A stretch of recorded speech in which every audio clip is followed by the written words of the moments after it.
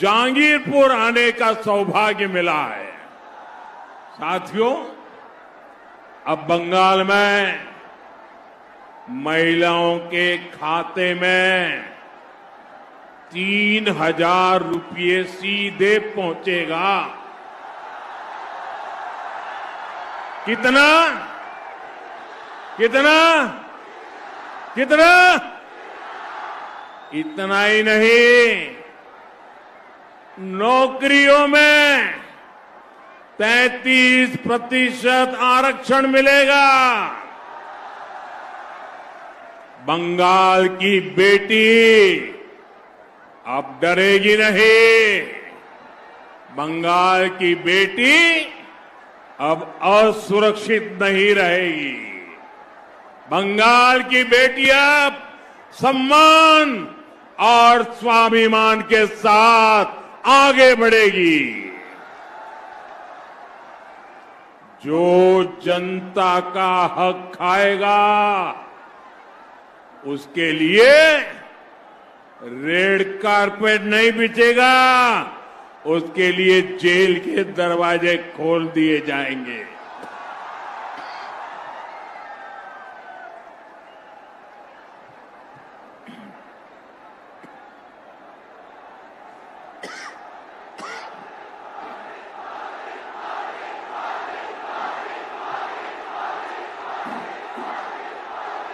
भाइयों बहनों, संदेश खाली हो या आरजी कर,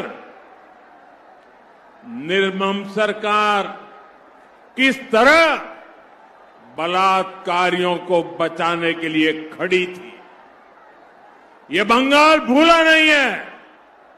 वोट के लिए हिंसा की धमकी, ये सब वोट न देने पर सरकारी योजनाओं का लाभ बंद करो, ये सब सिंडिकेट के कट कमीशन का सिस्टम, ये सब टीएमसी के भय का राज, ये सब बंगाल की बेटियों के साथ अत्याचार बलात्कार, ये सब लोगों की कमाई देश के औसत से काफी पीछे चली गई है। साथियों, ये हालात इसलिए हैं क्योंकि बंगाल में नए उद्योग नहीं आ रहे हैं। टीएमसी का कट कमीशन, करप्शन और सिंडिकेट, इसके कारण हजारों कंपनियां बंगाल छोड़कर चली गई है। लाखों नौकरियां यहां खत्म हो गई है। युवाओं को अपना घर छोड़कर दूसरे राज्यों में जाना पड़ रहा है। साथियों, बंगाल का युवा रोजगार की तलाश में उधर उधर भटकता है और टीएमसी नेताओं के ठिकानों से करोड़ों रुपए बरामद होते हैं। आप एसएससी भर्ती घोटाले को याद करिए। बंगाल के लाखों युवाओं को इस निर्मम सरकार ने ठगा और जब जांच हुई तो बंगाल के शिक्षा मंत्री के करीबी के घर से करोड़ों रुपए कैश बरामद हुए। 2023 में स्कूल रिक्रूटमेंट घोटाले में सीबीआई ने रेड डाली थी, उसमें भी टीएमसी के एक विधायक के घर से लाखों रुपए कैश मिला था।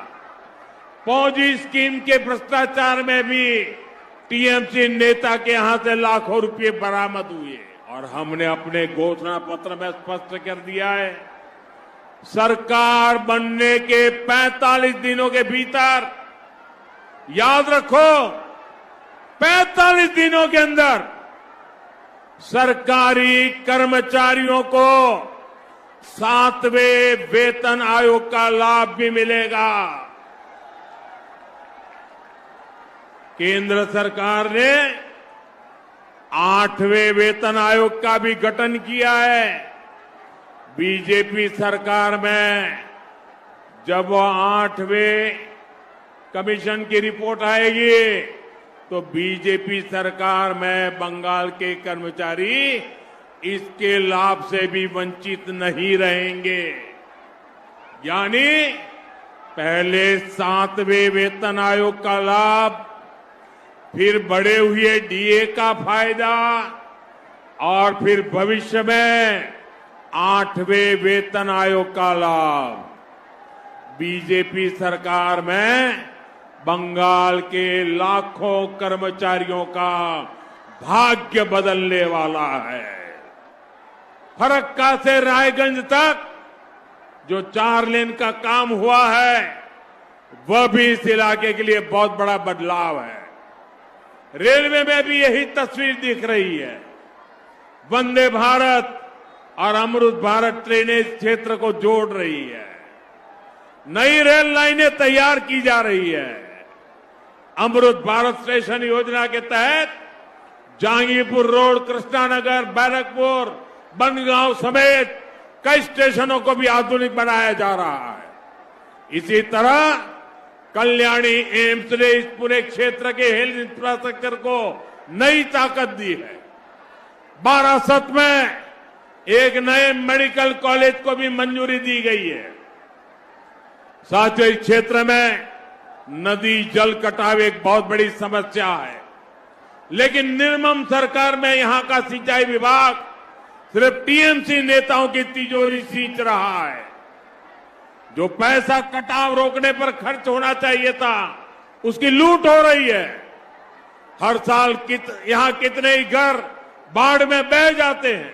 साथियों, पहले जब पूरी दुनिया में भारत की अर्थव्यवस्था का दबदबा था, तब मुर्शिदाबाद का नाम भी छाया रहता था। मुर्शिदाबाद के सिल्क की दुनिया दीवानी रहती थी, लेकिन यहां की सरकारों की निरंतर उपेक्षा ने सिल्क इंडस्ट्री को तबाह कर दिया। एआई के जरिए, आर्टिफिशियल इंटेलिजेंस के जरिए फेक वीडियो बनाकर ये झूठ फैलाने की कोशिश करेंगे। हमें ऐसे किसी झूठ का शिकार नहीं होना है। हमें सच्चाई के साथ इसी मजबूती से डटे रहना है। एक बार फिर आप सभी से भारी मतदान की अपील करता हूं।